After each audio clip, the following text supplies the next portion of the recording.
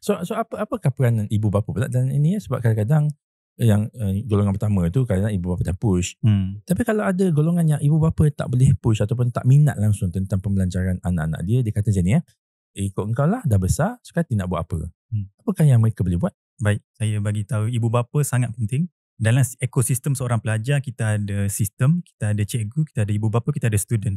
Adakah cikgu kita bagus? Data daripada Cambridge Assessment International, cikgu kita nombor 1 paling committed dalam dunia compare dengan 10 negara yang agak maju.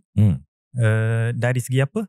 Dari segi adakah cikgu tu willing untuk spend extra time demi skor pelajar lebih baik? Cikgu kita nombor 1 dalam dunia. Dalam dunia? Dalam dunia.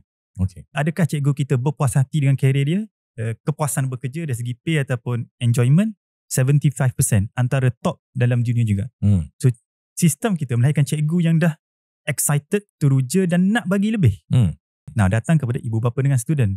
So ibu bapa zaman sekarang dia banyak lepas pada cikgu. Student pula dia dapat pendedahan maklumat tahap mana. Okay, maklumat satu dengan izin tuan saya pernah dapat satu seorang pelajar. Saya interview dia lah. Saya nak jadi business operator bus. Saya dengar, pelik sangat pelik. Apa tuan tahu? Saya pernah pergi jumpa toke bas dekat Kelantan. Saya tanya proses, jadual, kos. Saya suka bas, saya kenal bas. Saya jumpa driver bas, live dia macam mana, jadual dia macam mana. So saya tahu dah basic plan. So saya nak tanya tuan sekali, kos apa saya nak pergi. That kind of information budak ni dapat, tabik spring. I wish everyone have that kind of information. In that sense, dia boleh buat keputusan sangat-sangat tepat. Even tu bercanggah dengan parent. Bercanggah dengan parent apa maksudnya? Contoh, saya nak jadi dentist mak.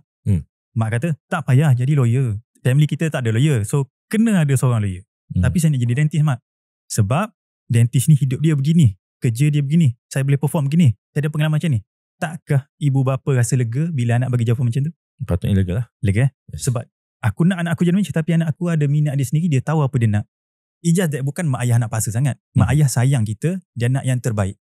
So dalam kepala dia yang terbaik adalah doktor, lawyer, engineer. In that sense. Itu general lah. Yeah. So you have to convince your parent, ini yang baik untuk saya. Saya tahu dia baik. Itu je.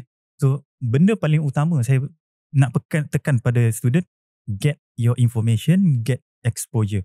Anda B ke C ke, don't care. I don't mind. If you have right direction, boleh pergi.